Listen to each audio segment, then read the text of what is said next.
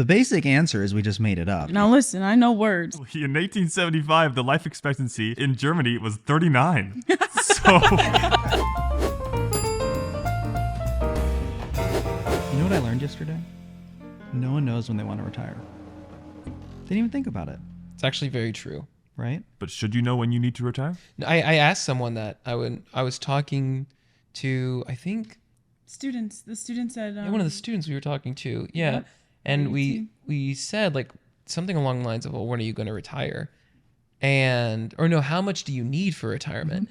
And she said in response, she's like, well, when am I retiring? Like, when do you want to retire? And she's like, I don't know. I think What's that's the average fair. age? I'm like, That's fair, though. 65. You have to remember, this is so far from their current reality. Mm-hmm. If you're 21 or 25 or 30 even, there's so many things that have to happen in your life, like in order, that have yet to happen. You know, most people still buy a house or get married or have kids. They need to have purpose in their life first. Otherwise, most people devoid of purpose, they're just going to default to money, which is basically a pseudonym for job, right? So if I don't have any purpose in my life, other than TikTok, whatever, Gen Z, I don't have any purpose in my life. I'm just going to work. And if I'm just working, I'm not thinking, why would I retire? That's my Okay. purpose. Well, financial advisor friend, where did we come up with this age of 65? Because I do a lot of marketing for financial advisors, and everyone keeps talking about this age of 65. The basic answer is we just made it up, you know. No, I didn't know. Well, of course. Well, first off, you have to remember, people used to not retire. Mm-hmm. So that's a relatively new phenomenon in human history. You know, we now have an expected age of like over 80 for most people, at least in developed countries. Okay. But for a very long period of time, you weren't even supposed to live till 65. Mm-hmm. So we're within a couple generations of that even being a thing at all, retirement. So I understand it's like it's not in our nature to just quit. But, okay, where did we get to 65? So the first social insurance, which is like the government paying for your retirement, came up in the late 1800s from the Germans. And I think they pretty much just made up 65. That just seemed like a reasonable number.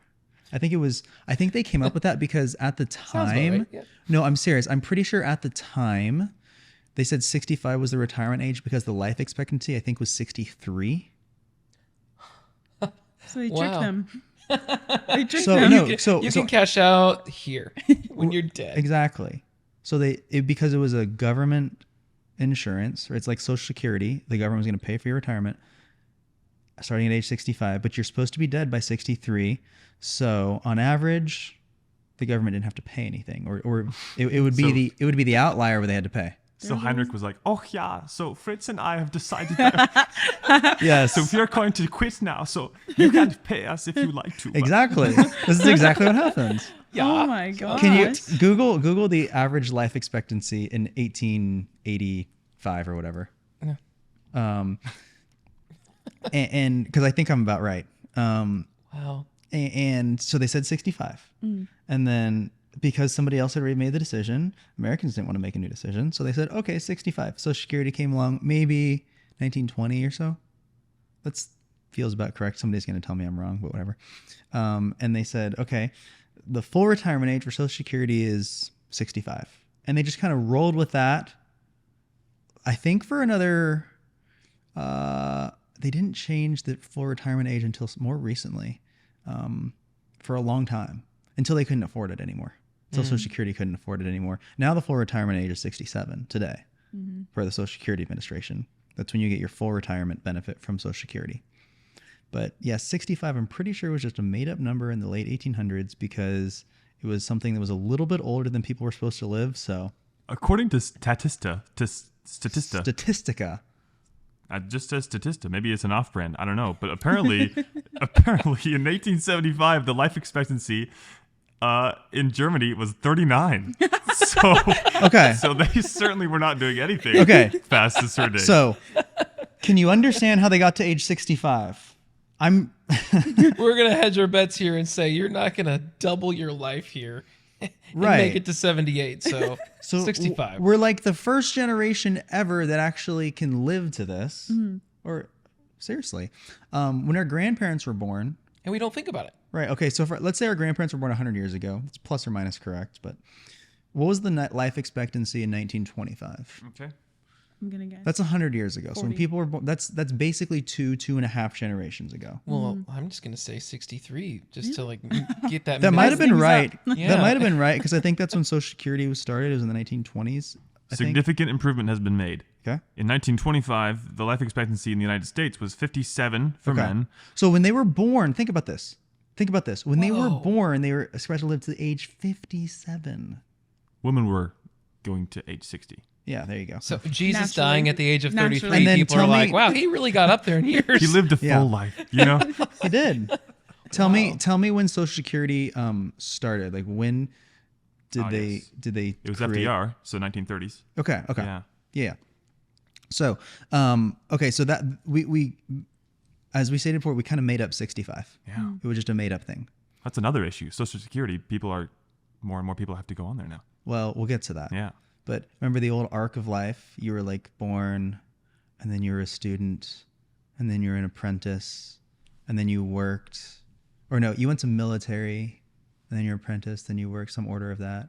Then you became a politician, and then you were a philosopher, and then you died. You didn't retire. That was it. And somewhere in there you had a family, and then they did it. And you lived to be like 38. You did all of that in like 38 years. We used to be so much more productive. Now we just sit on our phones and scroll TikTok without thinking about the future. But I mean, how productive? No disrespect to Socrates. How productive really is philosophizing until you die? You know, Well, I think it's productive because it gives people frameworks for thinking, fair. right? And you have to remember 2,000 years ago, it's not like we had, I mean, not that we didn't even have the internet. We didn't hardly have books. Like they didn't have the printing press. Okay. So how do people get their information? They went to the town square. Somebody stood up on a crate and they, gave a speech. I mean, quite literally. Yeah, I mean, Okay. throughout human history, it's been known that humans have to have something to believe in to continue on. So I guess to be productive. Or they need a purpose. Yeah, to be productive. Right. Then they need a purpose. So today, devoid of purpose, most people arguably, you just fill that void with money. That's Right. the default, which is basically an extension of self, but maybe that's a different. Different podcast. Okay. Different But I guess that kind of brings up the question though, like if they, I mean, then it seems like they made the choice to continue working, right? Like now, have we reached a point? Well, they had purpose. It wasn't even a choice. It wasn't even a decision. I have purpose. I'm going to keep going. Do you think now though that people feel that way because there's a lot of discussion that comes up where people are saying, I don't want to work until I die. And that's how a lot of people feel. Well, right sure, they now. don't want to, but they don't have a framework for not being able to do that. And they continue to work. The only reason people keep going is because their only purpose is functionally money, basically. And you got to eat. So they work because they got to eat. And at some point they'll get tired.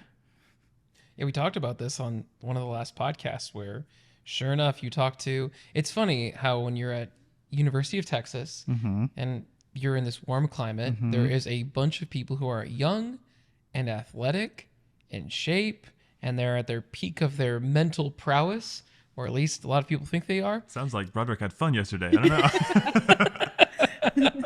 And you're talking to these folks and they're like, well, how much do you need for retirement? And they're like, 0, baby. Party's never going to end. Like, I'm just going to work and I'm going to be awesome. Well, but you have to forever. remember, they're in the middle of their philosophizing years. Yeah. Like, I'm going to give it all And away. the philosophers never retired. They just kept philosophizing. They're like, we're just going to keep accruing debt and never stop and never retire and philosophize forever. I love how we just invented the word philosophize. That's Yeah. not a word. That's a word. I was gonna say that's It is I think now. that's Pete's a learning word. new All things. right, I look it think up, that's Pete. a word. Look it up, Pete. Look at Now Pete. listen, I know words. Okay, so besides all of us being philosophers, like what's actually do you think holding people back from retiring at the age of 65? Well, you have to remember these generational shifts, right? So you went from no retirement. That's the majority of human history. And then you transitioned into this period, which would have been for us, let's say our grandparents' age, people born 100 years ago. They had a job that they worked for 30 years. They had a pension, they had Social Security, and that was all they needed, right? So the advice that that generation would have given their kids was stay at the same job, collect your pension, and when you hit retirement age, whatever that is, then you're done. And so they did that, or if they followed that advice, the next generation, which was the 401k generation, all of a sudden, if they weren't saving for their own retirement and expecting a pension or Social Security to just magically appear and solve for all of their needs, Social Security doesn't, for many people, let's say, who are earning, I don't know, $75,000, $100,000 a year, Social Security won't come close to replacing your income in retirement. So you have to be saving on your own. And if you listen to the advice of your parents' parents, that advice doesn't work anymore. Mm.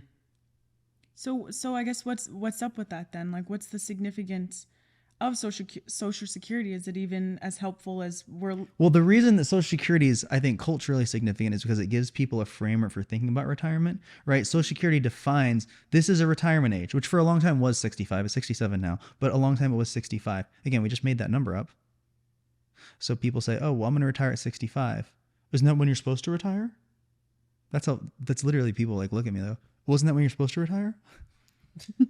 Do whatever you want. But I know there's plenty of people I know though who are into their 70s and even 80s who are working because they like what they're doing. Yeah. Which is totally fine. And there's data to back that if you do what you like and you stay productive, you actually continue to live longer and longer.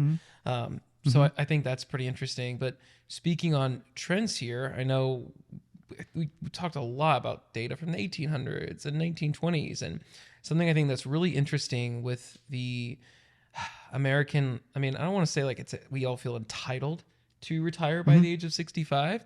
Oh, we do. But what's interesting to me is we had traditionalists who came back from World War II and they got their house for $2,000, their car for, a couple hundred. They had the wife, the picket fence, the kids who went to whatever schools, and next thing you know, there's all these baby boomers. And the expectation is to do better than we did. And so they have these huge homes, ultra competitive environment, and people more so than ever before, husbands, wives, people are really locked in to their careers, creating the Gen X latchkey generation. People come home, they watch their shows, parents are gone, whatever else. And then it's its own podcast. If you look at 2007 and AAA loans and people feel like we have to consistently outperform the previous generation, whatever. But people in line, when I look at it, everyone likes to point to specifically baby boomers, not traditionalists who raised them, not the Gen X who tried to carry it on, but we all look at baby boomers and say, well, there's not going to be any Social Security because you guys created a culture that just wasn't sustainable and you guys suck. And they live too damn long. Yeah. And there's going to be this great wealth transfer and it's all your fault. So did baby boomers really screw us, or is the internet just overplaying this narrative? Well, there's two things that happened to baby boomers, I think, that people didn't really account for. So Social Security provides a generational framework, but it doesn't really provide retirement income for most people. Or it doesn't replace retirement income for high earners, we'll say, okay? It does actually provide retirement income for most people, statistically, but it doesn't have a very high replacement ratio for high earners. Two things happened to Social Security for the baby boomers that they didn't really think about. One was that life expectancy expanded a lot. So from the time that Social Security started and, the baby boomers were beginning, what did we just say? 57 was the age? 60. In 1925, okay. Now we've gone up over 20 years from that, 25 years. That's one. Two is there was a period of hyperinflation in the 70s. Like we thought we had bad inflation a few years ago. Hyperinflation in the 70s. Like if you actually go look at the 70s, you go look at McDonald's stock, it went down for the decade and prices or sales went up double digits every year. Okay. So we had like double digit inflation in the 70s and people's life expectancy went a lot longer than they thought. And Social Security, all it is a trust. It's a pile of money in the background. They can only invest in treasuries, and it pays out benefits to retirees until they die. Right? It's a guarantee. It's a form of social insurance. So if people live longer than you projected, then the Social Security pot is going to keep going lower and lower and lower and lower until they change the formula. They changed the formula in the 80s, was going to run out of money. So it's still here. And they always say, if you look in the news, it's projected to run out of money. You've seen that. You're agreeing. Oh, yeah, I've seen that. You read the headlines? Oh, I've seen them, and Do you they know what that scare me. means? I have no idea what that means. Okay, here's what it means. The Social Security pot of money, the trust, is going to be depleted in, it's like 6 years if they change nothing. So, by the way, they're not going to change nothing. But if they change nothing, it runs out of money in 6 years. Okay, fine. What does that leave you with? 78% of the benefits today, right this second, to Social Security people who are claiming their Social Security benefit, 78% of that benefit is paid out by payroll tax that is being charged to you and I. We're working, so we're paying into Social Security 6.2% employee, 6.2% employer Social Security tax.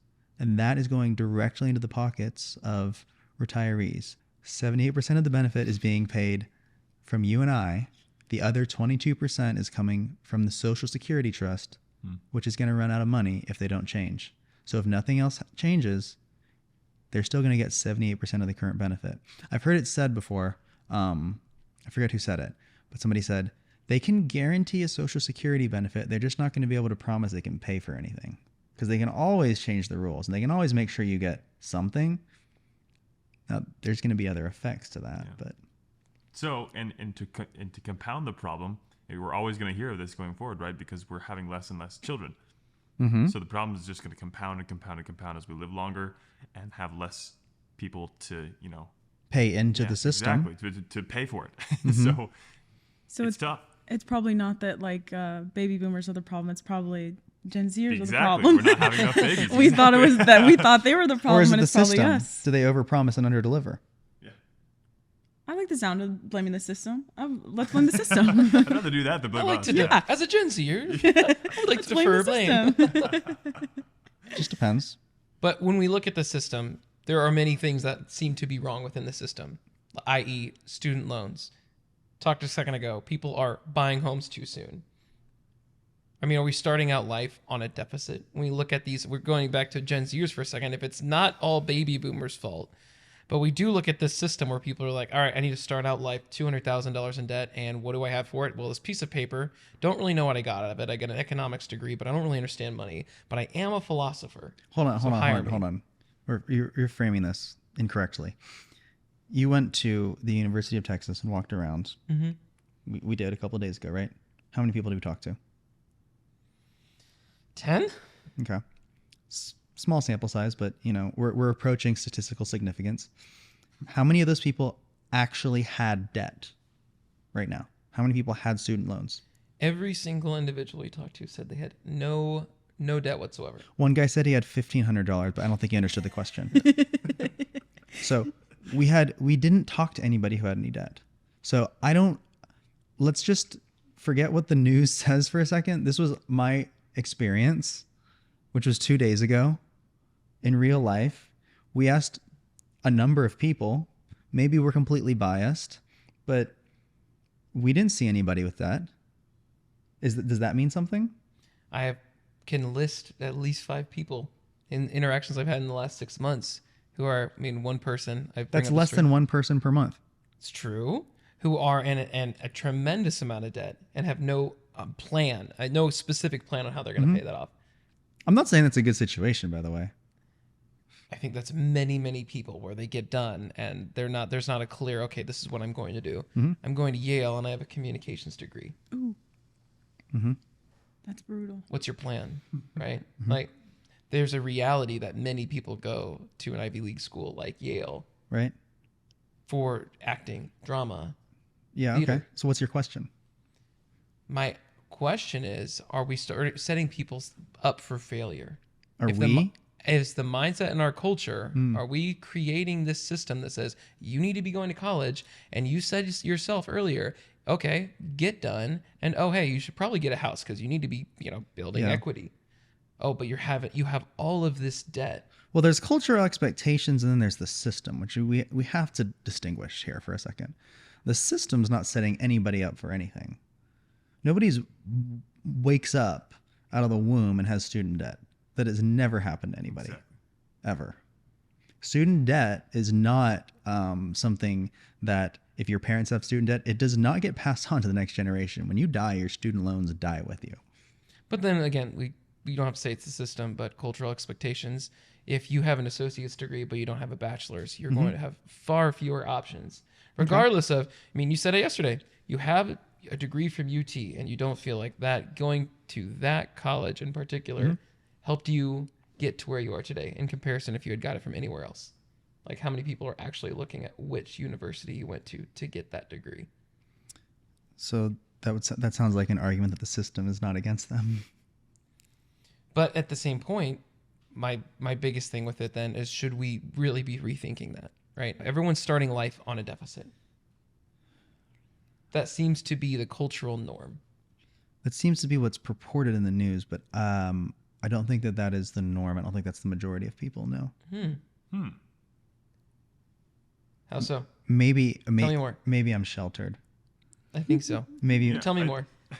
I think you're... Because I think what we're saying is the follow your dreams fallacy is what you're getting at, right, Broderick? You're saying we're telling kids to follow their dreams, follow their heart, no matter what. All these universities, that's what they advertise. It does not matter how much debt you get into, it's going to be fine. It doesn't Follow matter if your you'll be dreams are a happy. good idea. Exactly. Yeah, you're just going to tell these kids to do this, no matter what your heart desires. Well, I think that and disregard practicality. part of the issue too with that is that I think college has become held in a much higher regard than it ever has. Like it's the standard. I would agree that, okay, you go to high school, and what does high school prepare you to do? It prepares you to go to college. I went to college. I went to a liberal arts school. You know what my liberal arts bachelor's degree taught me to do? What has prepared me to do the best in the world? Go get a master's degree in liberal arts. That was like the ideal outcome for me. And you know what? The ideal outcome for a master's student in the liberal arts is to go get a PhD. And you know what the ideal outcome for somebody who gets a PhD in the liberal arts is? To go be a professor. So it's this cycle, it's this circle that continues to feed itself. And now all of a sudden I'm a professor at some bureaucratic university and I have $200,000 of debt in a non-producing field and I have to be able to pay for it. Well, the university knows that they incurred all this debt for you, so they're going to pay you more so that you can pay for it. I mean, what percentage of public university costs are strictly like basically bureaucratic? They're not student facing. They don't have anything to do with research or curriculum or whatever. It's a lot. I mean, the University of Texas just wiped out an entire department of people. Wild. Yeah. Because they realized, oh, these people aren't actually doing anything. That's true. That's pretty terrible. Yeah. I mean, were they actually not doing something, or were they saying you're not doing anything? You're not producing money for us. It was the entire DEI Yeah, department. it was the DEI department. They just wiped them off the planet. They just said No, they're dead now. they did. They actually killed them all. Let me show how y'all things are done in Texas, all right? Yeah. Yeah, they just eliminated it. I'm not now whether that's a good idea or not. I'm not saying I don't have an opinion about that. What I am saying is the university got bloated. Yeah. There were costs. Yeah. Okay, and how many of those people had student loans? Probably a lot, I would guess. Right. Because that's the nature of an academic. I know a lot of academic people. They're very smart and they're very nice, but it's not a revenue producing field. And there's this collapse in like linear thinking we have around university, which is, oh, I'm going to spend tens of thousands, hundreds of thousands of dollars on this thing that's not going to produce a meaningfully better economic outcome. If we're gonna go that route, then what can somebody do if they make the personal choice? I'm gonna make this choice regardless if I'm gonna see the the economic return per se, because, you know, people should be allowed to follow their dreams and do what they're passionate about. I also feel like there's Should be merit allowed in to. that, right? Yeah, and they should be So- allowed to receive the consequences of their actions, to deal with them. You are correct about that. So let's just say that this is someone, though, that's like, okay, I know the consequences of my actions. Okay. I know that there is a likelihood by being in this field, I may not get to where I want to be by a certain age. And we're going to say the arbitrary 65 number. So in an ideal world, what could somebody do? What steps could somebody take in order to get to that point if they are going to pursue passion, I guess? If you're going to pursue passion over, let's say, like something that's not going to pay you as much, well, and you go in with it with your eyes fully wide open, if you love it, why would you ever retire? That would be my first question. Right? You're not wrong. If you love it, why would you ever quit? Because you get tired. Okay. That's true. Then that means you don't love it. Well, people love their kids, but they get tired Oh, you of mean their them. preferences change. They wipe them off the face of the planet. at Your that point. Like they did preferences DEI. change. Okay. So, what you have to, I think you just have to realize going into anything, just, it's like any other decision you make or an investment you make. If you're putting all of your eggs in one basket, you just need to make sure that basket works. That's it. Now, how many people is that going to work for? I don't know. But you know, if you do that and it doesn't work out, you're going to have at least something with Social Security. If you go into an academic field in many places, you're going to have a pension. So there are things that are being built in, and, you know, save money to the extent that you can. The biggest superpower that most people can have is limiting their cost of living, right? I think I heard it said basically, if you're trying to plan for retirement and you're trying to figure out how much you need to save or how much you need to income you need to produce in an annual year, or if you're trying to figure out how much you need to save and you're trying to figure out how much income you need to produce annually, the first thing you need to figure out is how much money it costs you to live. If you can't figure out how much money it costs you to live, there's no point in trying to figure out how much money you need to save for retirement. So I think everybody has the ability to figure out, okay, what can I actually, like, what can I measure? Like, what does my life cost me? And what can I actually measure? And then make decisions based on that. And if you decide that, you know what it costs, or the standard of living I'm able to afford isn't what I want, then at that point you should probably reevaluate your decisions. Mm-hmm. I understand whatever it does, like your cost of living, just assuming it's going to rise. And there are, I mean, I think the biggest thing is, like, we're talking about people taking accountability, people being diligent about their money, right, and what they're saving.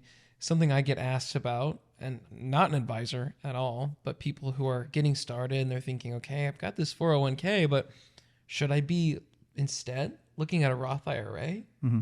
And so when you have someone who's right out of college and they're thinking, because there are many people who want to pour as much as they can into retirement because that's how they're wired.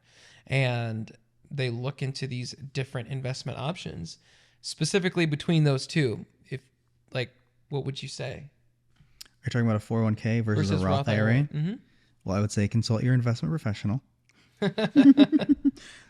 I'm not Dave Ramsey. I don't give advice on the air. But generally speaking, you know, What's the difference between the two? the differences are that for most people, a 401k is going to be payroll deferred or payroll deducted. So it's going to be deferred right from your payroll, right into an employer-sponsored plan. It's going to be invested, you know, in whatever of the default investment options they have. For most people, it's the easiest because you kind of automatically sign up at your job. Mm-hmm. And for most people, just getting started is the biggest thing, right? So just signing up for it or participating in it if they already sign you up, or taking advantage of the match, gets you so far ahead as compared to the person who doesn't at all. So if your job offers a 401k, yeah, absolutely. Or a 403b or whatever. For most people, opening up a Roth IRA is something that's outside of work. It's another step you have to take. I'm not saying these are better or worse than the other, but these are just the practical implications of different types of accounts. If you go open up a Roth IRA, you have to fund it, and then you have to choose what to invest in. If you're not going to be somebody who's wired to go figure out what you're going to invest in and, do your own diligence, whatever it might take, it might not be as good of an option. So, friction is typically the biggest thing that gets people, that stops people from starting. And 401ks can be pretty frictionless. Yeah, I remember one of my first jobs. I worked at U.S. Cellular, and people were constantly pulling funds from their 401k. And I remember thinking to myself, I'm like, that was actually one of the first thoughts I ever had, really, at like the age of like 19. I was like, oh yeah, retirement's real. And this person's pulling funds from it and getting hit with whatever, 65% like taxes, fees, whatever it is, for penalties for pulling. That would be a lot, but. And I was like, they're getting like insane penalties for withdrawing early. And I was thinking to myself, I'm like, oh yeah, retirement's real. And then I stopped like thinking about the money for a second. And I'm like, where do I want to retire? I don't think it's Nebraska, but I don't know. Yeah. Have you thought about where you want to end up being and what the best state to retire in is? Where I want to end up being? I don't think it's Florida. And I keep seeing people go there for some reason. I don't think that's the case. Okay. And I also see Arizona. Oh, we don't That's want preference. you there. We don't want you there. Wow. Okay. We don't need you Oh, wow. there. Sorry. Kind of introverted. Sorry. Oh, wow. It's a great state. Jeez. Where I want to, I don't know if I can. I don't know. I'm like this college student again. That's just so far from reality. I can't even think about where I'm actually physically going to be. Probably somewhere where it's not cold. So you're still going to be in Austin. I mean, that would be the option with the least friction. Not that we're not in Austin. That's just like arbitrary that you said that, right? We're not It's here. a regular conversation. I do live there. Yeah. Anyway. Yes. Are you going to retire? Where are you going to retire? Not Nebraska, not Florida. No, I want to be in. Everyone that I talk to wants a lot of land, and I would be fine with that if I. Can I ask a question? Those people who want land, how do they know that? Have they ever owned land? Have they ever spent over 50% of their time on a large piece of land? Or are they just saying that? Any of the people who pitch this idea to me have ever lived in a ranch-style house, have ever homestead. Let me just interject momentarily. Whenever people give opinions like that, I always want to say, like, have you tried it? Why don't you try it and then tell me what your actual opinion is of it? I think I want to retire at age 60. Have you ever been age 60? Have you ever retired? Have you ever been age 60? Well, for me, I want to own land so I can vote. I mean, that's the ideal. So you can vote? I think that's the ideal world. I think we should go back to the Yes. the You must be founding fathers who said that sharecropping. if you own land, you can vote. If not, have you ever voted before? Yeah. Yes, if that's what you value, that's great. I'm just saying. I just want to be active, whether that means I live in, like, there's tons of people who are, they retire and they go up to places like Greenwich Village. And you're like, kind of is mind blowing for me, but they're like in no. New York? Yeah, in New York. And they're like, I want to be in the hustle and bustle and stay active and join these communities and things and have a reason to get out of bed instead of going way out into the middle of nowhere. Have this ranch style home, never see anyone, not have any community, and then I just end up like dying. And then 2 months later, the only reason they found my body is because the mailman just saw how stacked up everything got. I don't talk to those people. You have to pay for that kind of advice anyway. Anyway, yeah. If you want to retire on some land, I would suggest going and trying it first.